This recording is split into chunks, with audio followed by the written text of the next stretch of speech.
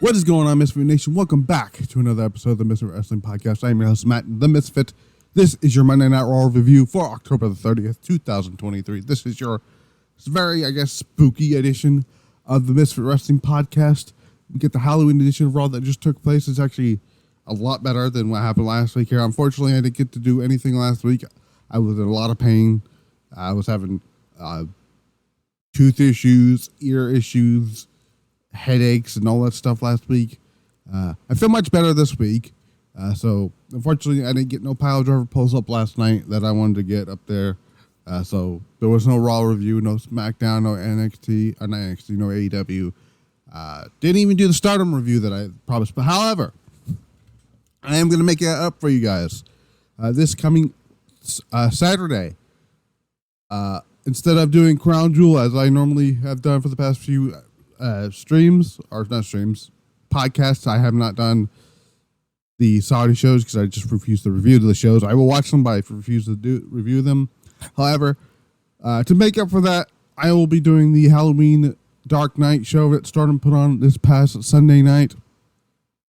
I thought that was an enjoyable show, but that's for Sunday. I'll leave that for that episode that actually will go up on Saturday. It's in place of Crown Jewel. We're going to try to get back to the regular scheduled programming going forward this coming Wednesday. Hopefully that's the plan. But yeah, if you like what you see, hit that like button, hit that comment down section down below, hit that subscribe button on youtube.com /at Misfit Wrestling Podcast. You can follow the social medias at Power Driver Pulse on Twitter, Misfit Wrestling Pod on Instagram, the other audio outlets, Spotify, iHeartRadio, Amazon Music, Google Podcasts, Stitcher Radio, Audible, and Pandora. If you notice the new intro, it's only going to be for one night only. Take that one from the Halloween 2018 film. Hopefully it'll get struck down with copyright. It's only going to be a one-time use of that song. But yeah, Monday Night Raw this week I thought was a very enjoyable show. Much better than the previous year's Halloween shows that they put on. We've seen the debut of the Creed brothers. They got called up to the main roster with Ivy Nile, which was a great addition to the tag team division. DIY had their terrible music, but had a great match with Imperium. JD McDonough and Seth Rollins had a great match. We've seen a trick or treat street fight with Chelsea Green and Natalya, which I probably was my favorite thing on the show for just the aesthetics of what Chelsea Green and Piper Niven were doing, which I thought was fucking hilarious. We see more teases. Seems like they're teasing more of the Teen Shots version of Xia Li, which is good. Keep that up. I like what they did tonight with Xia Li, making her look more of a badass than what they would have done if they had just had her straight up. We're just gonna have to win and stuff like that here. However, Monday Night Raw started with the Judgment Day because of course it does. They come out to the ring. Rhea Ripley welcomes fans to Raw. Says the Judgment Day has proven every week that they run the show because they've been taking care of everyone that was in their way. She promotes Dominic and McDonough's respective matches for later tonight. Says that both Seth Rollins and Drew McIntyre have made some decisions have some decisions to make. She says whether they decide to make the right choice will determine who walks out Crown Jewel as the winner and the loser of the World Heavyweight Championship match, which is probably one of my matches I'm actually looking forward to on this weekend show. She adds that the Fatal 4-Way match, or Fatal 5-Way match that she's in as Crown Jewel, is another chance to prove herself. Sami Zayn comes out. He says he knows Rhea didn't invite him out to the ring, but he's sick of hearing them talk about their power on Raw. Says that in his entire life and career, he's spent fighting people that think like Judgment Day that they are, all this and that. He says he is all about rebellion and resistance and will fight men. We'll fight them as long as there is breath in his body. He'll fight them 1-on-1, 2-on-1, 3-on-1, 4-on-1, 5-on-1, he didn't matter. And Rhea says it doesn't matter. She says that they don't need the members of that. She says they don't need the members of need the members of Judgment Day when it comes to Sami Zayn. Then challenges him to a match on Damian Priest's behalf. Dominic suggests that they teach Zayn a lesson now before anything happens. Ricochet comes out of the ring to give Sami a helping hand because of what happened last weekend. Also, they were setting up for its match on the show. Judgment Day back down until JD McDonough looks the blind side. Ricochet sends him crashing on the over the top rope, and Dominic looks to take advantage of him by attacking him, but Ricochet sees him coming and then blindsides him. Ricochet, Dominic slides out of the ring. So effective opening segment here. Set up a few things here. I'm assuming JD is a part of the group now because, like, I don't know. Like, I'm very confused by the situation. At first, I thought, like, Priest was not having it with him. I don't know about Rhea, but Priest was just not having it with JD McDonough. It's like, I guess he's part of the group now. It's interesting here. They've got Ricochet versus Dominic Mysterio. This match wasn't anything special. This was basically just set up on last week's show with the whole Logan Paul situation and all that stuff here. But again, I didn't think anything of it here. Near the end of the match, Dominic, I call him Dominic just now. Dominic lands a boot on Ricochet's midsection, follows that up with a Three Amigos, lunges him into the middle rope face first, dials up the 619, but Ricochet ducks out of the way, lands a back elbow, executes a Hurricane Rana, and splashes a splash for the top rope. Then follows that up with a springboard moonsault, and Dominic gets on his shoulders. Dominic escapes, hits a swinging neck breaker, then sends to the top rope looking for the frog splash. Ricochet rolls out of the way, lands a super kick, gets into the top rope, looks to do his one of his moves, gets his 450. Ripley hops up on the apron, grabs the other for his attention, allowing JD to distract Ricochet. Dominic taking advantage, rolls up Ricochet for the ropes with his feet on the ropes, and for the 3. After the match, Ricochet blindsides Dominic, and JD ascends to the top. Ricochet goes to the top rope looking for a 450, but Rhea was able to get Dominic out of harm's way. So yeah, like I said, this was nothing special.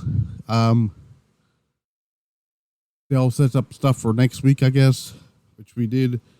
I think we have a match for next week, which I'll talk about here. I think Ricochet is going to be involved in a fatal 4-way match that was announced for next week's show. We'll talk about that in just a little bit here.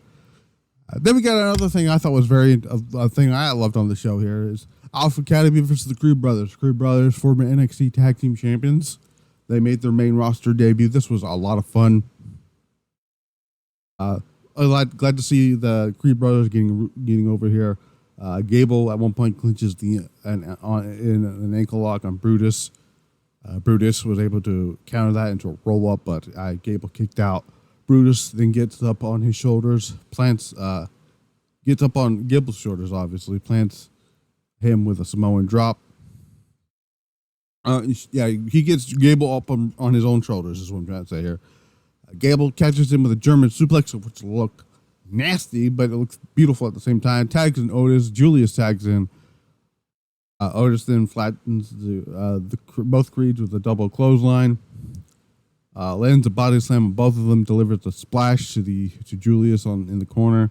Executes the caterpillar for the pin rather. Julius was able to kick out. Lands a jumping knee. Bruce tags in and lands the Bruce smash off the top rope. Each of the Creeds land moonsaults before Bruce goes for a pin. Gable breaks the fall with a clothesline onto Julius out of the ring. Brutus looks to fly off the middle rope, but Otis plants him with a slam, goes for a pin. Julius delivers a 450 splash to break up the pinfall. Then Gable follows that up with a moonsault. Everyone's down. Crowd's loving it here. Max Dupree gets up on the ring apron here. Ivy Nile pulls her down. They start exchanging words here. Tozawa inserts himself between the two, and Nile just gives him a German suplex. Julius then tags in, gets Otis up on an electric chair, hits Brodus as into the top rope, hits the Brodus ball rather, and Julius pins Otis for the win. 1, 2, 3. Excellent stuff here. Love tag team wrestling. And after the match, they both shake hands to show respect. And I thought this was one of my favorite things on the show here. Nice to see the crowd was awake for the majority of the show, which was great to see. And it was great to see the Creeds get over on the main roster. They're going to be big on Monday Night Raw, depending on how they are booked going forward. And so far, so good. We see the Judgment Day backstage. They are doing their little stuff here. The New Day come in looking like the Judgment Day here. Rhea Ripley, Dominic Mysterio, JD McDonough join Balor and Priest to strategize. Priest questions Rhea's decision to make a match for him against Sami Zayn without asking him. Rhea says that she made the match because he's the punishment of the Judgment Day, and we need everybody else to take care of the Judgment Day business. And then we got a Miz TV segment. I did not give a shit about this Miz TV segment because I don't give a shit about the Miz being a babyface. So I'm not going to talk about it. I have no desire to see the Miz as a babyface. Apparently he's getting a run in the Intercontinental title run. Whoop-de-fucking-do. Anyway. The Miz, later on, storms into Adam Pearce's office, asks him if he saw what just happened out there, because the Miz got attacked by Imperium, and asks Pearce if he's going to let Imperium get away, and demands an Intercontinental Championship match. Pearce says he can't just give him a title shot, even though, okay, to be fair, he's not the general manager of SmackDown anymore. So if he was running SmackDown, would have said, well, you gave Charlotte a championship rematch for no fucking reason. So there's that. But that's not what happened anyways. But he can give him a normal contender shot against the person who wants a title shot, Bronson Reed. Then we get DIY reuniting, taking on Imperium. This was a lot of fun here. Nice to see DIY back, but I hate the DIY theme music. I thought it was stupid. Changing the theme. Bring back Chrome Hearts, please. Whatever you gotta do, bring that back here. Gargano tags out to Ciampa, but Vinci prevents him from doing so. This is later on in the match. He lands it in Zaguri and looks to do so again. But Kaiser pulls Ciampa off the apron, and Vinci catches him with a backbreaker. Gargano lands a DDT, then tags in Ciampa as Vinci tags out to Kaiser. Ciampa levels Kaiser and an interfering Giovanni Vinci. Then lands a flying clothesline on both of them. Fires back some right hands on the Kaiser. He then lands some forearm strikes and a reverse DDT. Then goes up for a pin. Kaiser kicks out and plants Ciampa with a Death Valley driver. He follows it up with a clothesline and tags in Ciampa. Tags in Vinci rather. Ciampa takes down Vinci. No, sorry, I went ahead here. So Kaiser tags in Vinci. Imperium looks for him for the Imperium bomb, but Gargano catches Kaiser with a super kick as he flies, while Ciampa takes down Vinci. Vinci looks for a moonsault, but Ciampa moves out of the way, hits him with a running knee, and Gargano gets tagged in. They go for the meeting in the middle for the win, and DIY gets the win here. Nice to see DIY finally doing something here with Tommaso Ciampa and Johnny Gargano. We heard the fans chanting for DIY and Johnny Wrestling and Tommaso Ciampa, so that was a lot of fun here. I'm predicting right now that DIY are going to be the ones to take the titles from Judgment Day, whenever that will be. But that's my prediction here. Then we had Candice LeRae versus Xia Li. This didn't get much time here because Xia Li basically got won by kicking so much ass. Xia Li hit a jumping knee and then followed up with her standard spinning heel kick and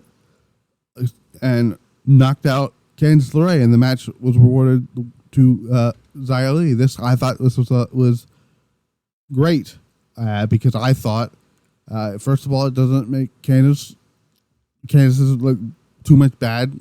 She didn't take the pin. She wasn't submitted, so she doesn't have to lose in that way, and it makes Xia Li look more like a badass here. And they need to do that. So it looks like, and also they're teasing the whole thing with T and Shaw. I said this on social media, and if I can find that tweet I put out here, if I can find it here, if I can find what I'm looking for here, if this is not leading to Team Shaw versus LeRae, which is what last week and this week seem to be giving off that vibe, what are we even doing? You know what I'm saying? So that is what I think is going to happen. Hopefully that's where that goes here. Also, and in the back, Medical is chatting Medical with Katana Chance and Caden Carter and Ciampa Gargano and Indy Hartwell. They're all checking on Candice here, so setting up for something here. We head backstage. We see Jey Uso wishing Sami Zayn luck in his match against Damian Priest. Jackie Redmond appears for a word with Jey Uso and asks him about the Judgment Day. Jey ponders himself and Cody gaining the tag team titles from Finn Balor and Damian Priest before walking away. Then we get a great video package with Drew McIntyre. We've seen a lot of video packages throughout the night here. Drew McIntyre reflecting on his WWE Championship win at WrestleMania in front of no fans, and Seth Rollins being the last title defense of the World Championship. Basically saying, this Saturday is going to be the last title defense for Seth Rollins as the World Champion. And also says that Rollins was the first opponent he defended the WWE Championship against when he won it back in 2020. So Seth Rollins comes out, he cuts a promo, says, so welcome to Monday Night Rollins, says that he graciously agreed to beat JD McDonough tonight as he prepares for his crown jewel title defense. Says that everyone saw the video from Drew McIntyre, tells him cry me a river. Says everyone has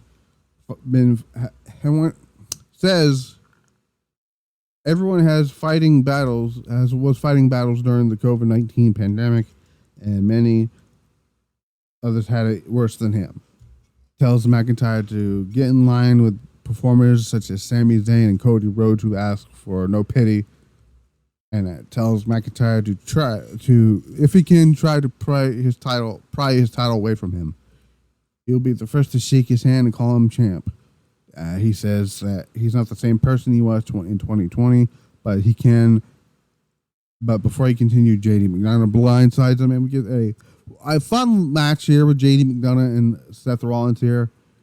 Obviously, near the end of this match here, Damian Priest comes out here, teasing a cash-in here attempt, and then near the end of it, pedigree curb stomp for the win. Seth Rollins picks up the victory here. After the match, Rollins and Priest stares down, do a stare down. Priest holds up, says, "You ain't gonna cash in on me," or whatever here. What I thought was my favorite thing, to be honest with you, this was my favorite thing on the show, and I don't give a shit about anybody that says. Chelsea Green and Piper Niven come out. We're having this match with Chelsea Green and Natalya with a Chica Street Fight match here. And Chelsea Green and Piper Niven come out just as the Hart Foundation. And I don't mean in just randomness. They went all out with it. They had Piper Niven here has the goatee and chest hair and the glasses and all this stuff. And Chelsea Green coming out here because she is, believe it or not, Canadian. I mean, it just makes sense. She comes out dressing like Bret Hart. And they came out to the Bret Hart theme song, which I thought was even better. And, so I thought this was pretty cool here. So here, somewhere in this match here, there was like a pumpkin or something on the table. Sorry, I've hit my microphone again here. She pulls up the pumpkin that was on the table, and underneath the pumpkin, in the table, was Nikki Cross's head. And I was like, that is fucking hilarious and genius at the same time. Kudos to whoever brought that up. That was a lot of fun. But near the end, Chelsea Green hit the Unpredictor for the win. 1, 2, 3. It's not a great night for Natalya, who apparently got into Scarlett's closet of toys and outfits. I'm not going to elaborate further. Google exists, children. Then we got our main event, which I thought was not very. I thought this was kind of a boring main event here. The Judgment Day come down to cause a distraction, and Jey Uso comes in and he hits the super kick on Damian Priest, causing the disqualification. And costing Sami Zayn the match. Here they start getting beaten down. Sami and Jey Uso. Cody Rhodes comes out of the ring, makes the save here. He hits 2 crossroads on Jey McDonough on the table here. That says that Cody gets on the microphone and says Priest tried to take him out last week with the chair but was unsuccessful. Says he's the guy who gets back up every time he's been knocked down because that's his story. Then asks Priest what is his. He says Priest isn't the leader of Judgment Day because he walks behind Finn Balor, Dominic Mysterio, and Rhea Ripley. Poor JD McDonough. It says that his path, he's back on his path, and his path will go straight to Damian Priest at Crown Jewel. So yeah, overall, nice little Halloween edition of Monday Night Raw. A lot better than last week. Best Halloween episode that they had ever had. And you can tell the difference between Triple H's Halloween episodes and Vince McMahon Halloween. I'm 100% sure that Vince McMahon had some type of creative control under Halloween last year, because that was an awful fucking show last year. The best part of last year's Halloween episode was Nikki Cross coming back as Nikki Cross. But yeah, other than that, I enjoyed it all. I thought it was a solid 7 out of 10, maybe 10 out of 10 for me. The 10 out of 10 part is only for the Chelsea Green Piper Niven stuff, but the rest of the show is 7 out of 10. But yeah, what my thoughts of this past weekend shows? I liked the Dynamite for what it was here. Let me talk about some of the matches I actually liked from Dynamite this past week, because I actually did watch wrestling this past week. So last week's show. So let me look up last week's show here. So if I can find it. So last week I had a great match with Drew McIntyre and Sami Zayn. I thought that was a lot of fun. I did watch NXT Halloween Havoc. I thought Brockton Perez and Kiana James had a great match. Elia Valkyria winning the NXT Women's title from Becky Lynch was an amazing match. Juice Robinson and MJF from NXT from AEW was great. The main event between Bryan Danielson and Claudio taking on Orange Cassidy and Okada. Unfortunately, Bryan Danielson is injured. I still think he broke his orbital bone. Will need surgery. He will be out until the end of the year, so he'll most likely be back for January. Hopefully, he'll be back for the Tokyo Dome show on January 5th or January 4th rather. SmackDown, Dragon Lee, Cedric Alexander. That was a lot of fun. Rampage, Santana and Ortiz, they had a great match. Konosuke Takeshita, Kyra Fletcher, they had a great match. Collision, Jay White and AR Fox was great. Abaddon, Shikara Shida was a great match. MJF and Kenny Omega put on an all-time classic match of the year candidate. Clean win too by MJF as well. On the New Japan show, Julia Hannah, I'm sorry if I butchered her name.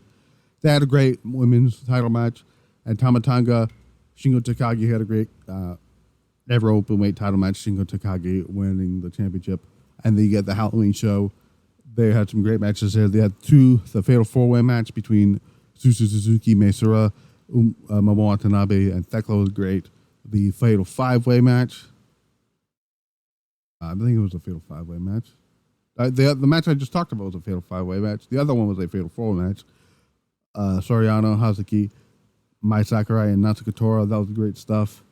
And then tonight, obviously, Alpha Academy and all that stuff there. So, yeah. But I'm at the mess. I've been at the mess. This has been the Miss Wrestling Podcast. I will see you guys back here for Wednesday Night Dynamite. And then I hopefully will be back here for the final episode of television for Raw, for WWE, until we get to Crown Jewel, which, by the way, we have new matches announced for Crown Jewel. Let's go over the current card here for that show. We have, on the pre-show, we have Sami Zayn taking on JD McDonough. Poor Sami Zayn went from the main event, the last Saudi show, and now going into the pre-show. Seth Rollins defending the World Heavyweight Championship against Drew McIntyre.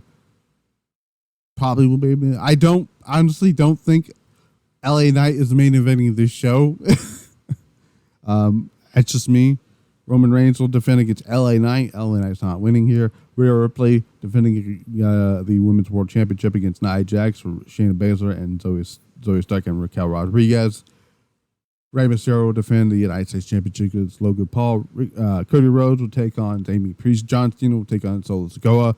And Io Sky will defend the Women's Championship against Bianca Belair. I believe this is the first time. I believe this is the first time ever. Actually, no, I could be wrong, but I think this is the first time since WrestleMania that this is the first time since Backlash, I believe. Let me look here. I don't want to toot my own horn here, but I think this is the first time since Backlash. Or is it? No, it's not actually. This is the first time since Night of Champions that both women's championships will be defended on a pay-per-view, because it was not defended at Summer, but because neither title was defended on Money in the Bank. The WWE Women's title was defended on SummerSlam, and the Women's World title was defended on Payback, and then last month at Fastlane was the WWE Women's title. Women's World title was defended on Payback. WWE Women's title was defended on Payback, or the other show, anyways. But yeah, I've been Matt. This has been the Mr. Wrestling Podcast. I want you guys to stay safe tomorrow night for Halloween. Watch out. Make sure you stay safe and all that stuff here. Have a great night. Have a happy Halloween. And on to, the road to Survivor Series as well. So until then, I'll see you guys Wednesday for Dynamite. We're out.